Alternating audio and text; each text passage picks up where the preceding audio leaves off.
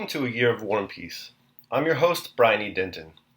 A Year of War and Peace is a daily, year-long, chapter-by-chapter reading of and meditation on Leo Tolstoy's epic novel, War and Peace. In these videos and podcasts, you'll be treated to a free reading of one chapter per day of the novel, plus a reflective essay I've written individually tailored to that day's chapter. These readings are offered for free, though if you'd like to support me, you can do so in one of three ways. First, you could purchase my ebook, A Year of War and Peace. It features the entire novel, plus all of my reflective essays, and it's only $2.99 on Amazon.com. You could also become a patron at patreon.com/BrianEDenton. If you sign up there, you'll receive a sonnet once a month, plus a link to an ebook of my collected sonnets. Finally, if you like, you can make a one-time donation to my PayPal account. The email there is brianedenton@gmail.com. You can also use that email to contact me. I'd be happy to hear from you. Your support is greatly appreciated. Today's reading is of Chapter 159. Chapter 159. Maria Dmitrievna, having found Sonia weeping in the corridor, made her confess everything. And intercepting the note to Natasha, she read it and went to Natasha's room with it in her hand. "You shameless good-for-nothing," said she. "I won't hear a word." Pushing Natasha back, who looked at her with astonished but tearless eyes, she locked her in, and having given orders to the yard porter to admit the persons who could be coming that evening, but not to let them out again, and having told the footman to bring them up to her, she seated herself in the drawing-room to await the abductors. When Gabriel came to inform her that the men who had come had run away again, she rose frowning, and clasping her hands behind her, paced through the rooms a long time, considering what she should do. Toward midnight, she went to Natasha's room, fingering the key in her pocket. Sonia was sitting sobbing in the corridor. "Maria Dmitrievna, for God's sake, let me into her," she pleaded. But Maria Dmitrievna unlocked the door and went in without giving her an answer. "Disgusting, abominable, in my house, horrid girl, hussy. I'm only sorry for her father," thought she, trying to restrain her wrath. "Hard as it may be, I'll tell them all to hold their tongues and will hide it from the Count." She entered the room with resolute steps. Natasha lying on the sofa, her head hidden in her hands, and she did not stir. She was in just the same position in which Maria Dmitrievna had left her. "A nice girl, very nice," said Maria Dmitrievna, "arranging meetings with lovers in my house. It's no use pretending. You listen when I speak to you." And Maria Dmitrievna touched her arm. "Listen when I speak. You've disgraced yourself like the lowest of hussies.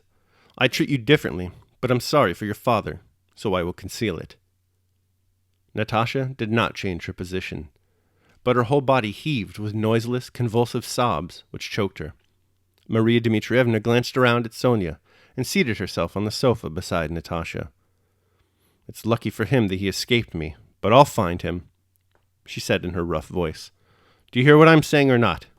she added. She put her large hand under Natasha's face and turned it towards her. Both Maria Dmitrievna and Sonia were amazed when they saw how Natasha looked. Her eyes were dry and glistening, her lips compressed, her cheeks sunken. "Let me be. What is it to me? I shall die," she muttered, wrenching herself from Maria Dmitrievna's hands with a vicious effort and sinking down again into her former position. "Natalie," said Maria Dmitrievna, "I wish for your good. Lie still. Stay like that then. I won't touch you. But listen. I won't tell you how guilty you are. You know that yourself. But when your father comes back tomorrow, what am I to tell him, huh?" Again, Natasha's body shook with sobs. "Suppose he finds out, and your brother, and your betrothed." "I have no betrothed. I have refused him," cried Natasha. "That's all the same," continued Maria Dmitrievna. "If they hear of this, will they let it pass? He, your father, I know him. If he challenges him to a duel, will that be all right, huh?" "Oh, let me be. Why have you interfered at all? Why? Who asked you to?" shouted Natasha, raising herself on the sofa and looking malignantly at Maria Dmitrievna. "But what did you want?" cried Maria Dmitrievna, growing angry again. "Were you kept under lock and key? Who hindered his coming to the house? Why carry you off as if you were some gypsy singing girl? Well, if he had carried you off, do you think they wouldn't have found him, your father or brother or your betrothed? And he's a scoundrel, a wretch, that's a fact. He's better than any of you, exclaimed Natasha, getting up. If you hadn't interfered, oh my God, what is it all? What is it? Sonia, why? Go away. And she burst into sobs with the despairing vehemence with which people bewail disasters they feel they have themselves occasioned. Maria Dmitrievna was to speak again, but Natasha cried out, Go away! Go away! You all hate and despise me! And she threw herself back onto the sofa. Maria Dmitrievna went on admonishing her for some time, enjoining on her that it must all be kept secret from her father, and assuring her that nobody would know anything about it if only Natasha herself would undertake to forget it all, and not let anyone see that something had happened. Natasha did not reply, nor did she sob any longer, but she grew cold and had a shivering fit. Maria Dmitrievna put a pillow under her head, covered her with 2 quilts, and herself brought her some lime-flower water, but Natasha did not respond to her. Well, let her sleep, said Maria Dmitrievna, as she went out of the room, supposing Natasha to be asleep. But Natasha was not asleep. With pale face and fixed, wide-open eyes, she looked straight before her. All that night she did not sleep or weep, and did not speak to Sonia, who got up and went to her several times. Next day, Count Rostov returned from his estate near Moscow in time for lunch as he had promised. He was in very good spirits. The affair with the purchaser was going on satisfactorily, and there was nothing to keep him any longer in Moscow, away from the Countess, whom he missed.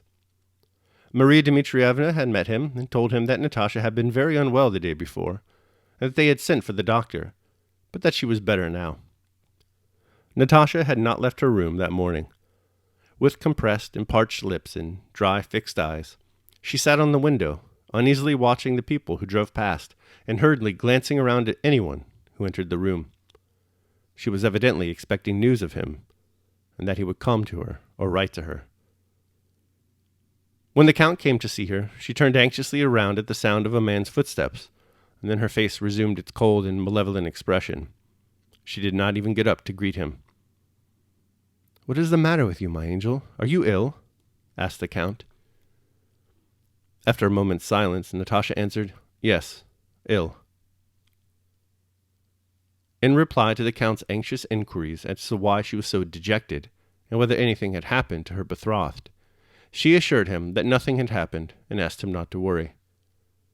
Maria Dmitrievna confirmed Natasha's assurances that nothing had happened. From the pretense of illness, from his daughter's distress, and by the embarrassed faces of Sonia and Maria Dmitrievna, the Count saw clearly that something had gone wrong during his absence. But it was so terrible for him to think that anything disgraceful had happened to his beloved daughter, and he so prized his own cheerful tranquillity, that he avoided inquiries and tried to assure himself that nothing particularly bad had happened. And he was only dissatisfied that her indisposition delayed her return to the country. All right, that concludes chapter 159. I will now proceed to my reflection on the same. A Year of War and Peace, Day 159. Crushing It. In the 41st year of the Common Era, the vile Emperor Caligula sentenced Seneca the Younger to exile on the island of Corsica. In so doing, Caligula may have deprived Seneca of his enjoyment of the capital, but he also provided him with the opportunity to produce the definitive Stoic statement on the proper response to human suffering. For it is in De Consatione ad Helvium, written in an effort to console his mother over the loss of his companionship, that Seneca articulates how best to approach life's sorrows. Given that the Rostov family, Natasha in particular, is in for an extended period of hardship, they do well to refer to Seneca's Consolation if they can get their hands on a copy. As it happens, the behavior of both Natasha and her father in this chapter, that respectively of indulgence of the emotion of sorrow on the one hand and its repression on the other, are both treated in Seneca's Consolation. It may come as a surprise to those only vaguely familiar with Stoicism that Seneca does not counsel simple repression or Vulcan disavowal of the emotion. Rather, his position is actually closer to Natasha's response to hardship than to her father's. Natasha spends the entirety of the chapter in a dejected slump. She shifts between anger, despair, and frustration as she dwells upon the fact that she has now lost both Andrew and Anatoly. She sobs. She sobs a lot. When she's not sobbing, she's staring stony-eyed and thought-crazed into space. In other words, she has fully abandoned herself to an indulgence of her hardship. Her father, however, sensing that something has gone horribly wrong, decides to simply ignore the problem altogether and convince himself that nothing has happened. Seneca and the Stoics allow for the expression of emotion. In fact, they encourage it to a certain extent, as it is often a natural and automatic reaction to suffering or hardship. No emotion is submissive, Seneca writes, least of all from that which is born from sorrow, for it is wild and stubbornly resists every remedy. Sometimes we will like to crush it and to swallow down our cries, yet tears pour down our faces, even when we have framed the countenance to deceive. Sometimes we occupy the mind with public games or the bouts of the gladiators, but amid the very spectacles that divert the mind, it is crushed by some slight reminder of its loss. Therefore, it is better to subdue our sorrow than to cheat it. For when it has withdrawn and has been beguiled by pleasures or engrossments, it rises up again, and from its very rest gathers new strength for its fury. But the grief that has submitted to reason is allayed forever. So the next time you get hurt, take a little Natasha time for yourself. But remember while you do the meditations of a year of war and peace. You'll need them to make sure you win the battles against your sorrows. Daily meditation. The best course is the mean between affection and reason, both to have a sense of loss and to crush it. Seneca. De Consatione ad Helvium. All right, that concludes my reading of and reflection on chapter 159 of War and Peace, complete with all manner of mispronunciation of the Latin. My sincerest apologies. If you'd like to support me nonetheless, you can do so either by purchasing the ebook, A Year of War and Peace, where at least the spelling is correct, becoming a patron at patreon.com, or making a one-time donation at PayPal. The links to all that are down below in the show notes. Tomorrow, we're going to be reading and reflecting on chapter 160 of War and Peace. I hope you'll join me. Until then, take care of yourselves and others.